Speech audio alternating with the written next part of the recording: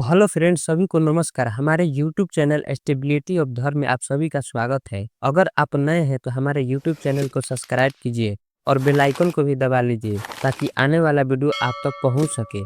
तो चलिए शुरू करते हैं। आज हम बात करने वाले हैं राजा परीक्षित के पुत्र जन्मेजय ने सर्प यज्ञ क्यों किया था। यह उस समय का बात है जब अभिमन्यु का पुत्र राजा परीक्षित अपने हस्तिनापुर राज्य में राज कर रहे थे। एक दिन उन्होंने शिकार करने वन में निकले। उन्होंने एक हिरण को मारा। हिरण के भागने पर वे उसका पीछा किया। 60 वर्ष के उम्र हो जाने के कारण राजा थक गए और उन्होंने एक मुनि के आश्रम में जा पहुंचे। भूखे प्यासे होने के कारण राजा परीक्षित ने मुनि से पानी मांगा। मुनि मौन धारण करके आसन पर बैठे हुए थे, इसलिए मौनी होने के कारण कुछ नहीं बोला। मुनि को न बोलने से भूखे प्यासे राजा मुनि पर क्रोधित हो गए और मुनि ऋषि के गले में एक मरा हुआ सांप लपेटकर अपने राजधानी लौट गए। मौनी ऋषि के पुत्र का नाम श्रृंगी था। श्रृंगी को जब पता चला कि मेरे पिता समीक के गले में राजा परीक्षित ने मरा हुआ सांप लपेट दिया है, तो वह क्रोधित होकर राजा परीक्षित को श्राप दे दिया कि उन्हें 7 दिन के अंदर तक्षक नाग अपने विष से जलाकर भस्म कर देगा। यह बात राजा को पता चला तो वह सतर्क हो गए। धीरे धीरे यह बात आसपास के सभी गांवों में फैल गया। 7वें दिन जब तक्षक नाग राजा को डसने के लिए आ रहा था, उसी दिन राजा परीक्षित को बचाने के लिए काश्यप नाम का एक ब्राह्मण राजा को बचाने के लिए भी आ रहा था। रास्ते में आते समय तक्षक नाग को उस ब्राह्मण से मुलाकात हुआ। तक्षक नाग ने बोला, ब्राह्मण देवता, आप इतनी शीघ्रता से कहाँ जा रहे हैं? काश्यप ने कहा, सुना है राजा परीक्षित को आज तक्षक नाग जलाने वाला है। अगर वह राजा को जलाएगा तो मैं उन्हें जीवित कर दूंगा।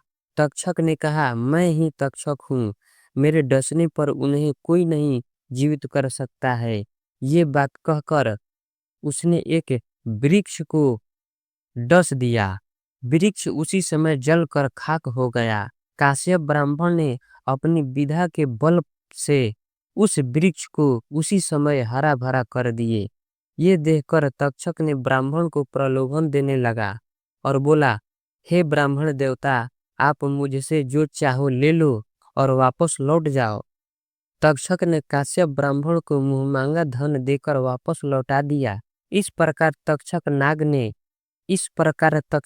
ने छल से आया और राजा परीक्षित को विष की आग से जलाकर भस्म कर दिया। इन सभी वृत्तांतों को सुनकर राजा परीक्षित बहुत क्रोधित होकर बोले, तक्षक ने हमारे पिता को छल से डसा है। श्रृंगी ऋषि का श्राप तो एक बहाना है। अगर वह काश्यप ब्राह्मण को वापस नहीं लौटाता तो हमारे पिताजी को वह अवश्य ही जीवित कर देते। राजा जन्मेजय ने तक्षक नाग से बदला लेने के लिए पुरोहितों और ऋषि जनों के माध्यम से सर्प यज्ञ विधि पूर्वक प्रारंभ किए। अब बेचारे सर्प तड़पते, पुकारते, उछलते, लंबी सांस लेते, पूंछ और फनों से एक दूसरे को लपेटते आग में गिरने लगे। इस प्रकार बहुत से सर्प नष्ट हो गए, थोड़े से ही सर्प बचे। ये सब देख तक्षक नाग बहुत डर गया था और बचाव के लिए भागे भागे इंद्र के पास गया। इंद्र तो तक्षक को बचा लिया, लेकिन थोड़े ही समय के लिए। तक्षक के भाई वासुकी नाग इस प्रकार नागों की आहुति होते देख घबराहट के मारे भागे भागे अपनी बहन जरत्कारु के पास गए और बोले, हे बहिन, सर्प यज्ञ के प्रभाव से हमारा शरीर जल रहा है, मुझे कुछ दिखाई नहीं दे रहा है, हृदय फट रहा है, तुम मुझे बचा लो। जो तुम्हारा पुत्र आस्तिक है, उसका जन्म इस सर्प यज्ञ को रोकने के लिए ही हुआ है। वासुकी का यह बात सुनकर आस्तिक ने कहा, मामा जी, आप चिंता मत कीजिए, मैं सर्प यज्ञ अवश्य ही रोक दूंगा। यह बात कहकर आस्तिक ने जन्मेजय के यज्ञशाला में जाकर यज्ञ की स्तुति करने लगे। आस्तिक की स्तुति के प्रभाव से इंद्र के साथ साथ इंद्र के सिंहासन को भी तक्षक नाग लिपटे हुए अग्नि की ओर खींचे चले आए। ये दृश्य देखकर इंद्र ने घबराकर तक्षक नाग को बीच रास्ते में ही छोड़कर भाग खड़े हुए। आस्तिक द्वारा किए गए स्तुति से अग्नि सभासद ऋषिजन और राजा जन्मेजय ने बहुत प्रसन्न हुए। राजा ने खुश होकर उसी समय आस्तिक से वर मांगने को कहा। तब क्या था, आस्तिक ने अवसर का लाभ उठाते हुए कहा, राजन, आप मुझे यही वर दीजिए कि आपका सर्प यज्ञ बंद हो जाए। जन्मेजय ने थोड़ा अप्रसन्न होकर बोले, समर्थ ब्राह्मण, तुम सोना चांदी आदि मांग लो, मैं चाहता हूँ कि यह यज्ञ बंद ना हो। आस्तिक ने कहा, मुझे सोना चांदी आदि नहीं चाहिए, मैं अपने मातृकुल के कल्याण के लिए आपका यज्ञ ही बंद कराना चाहता हूँ। जन्मेजय के बार बार कहने पर भी आस्तिक ने उनकी बात नहीं मानी।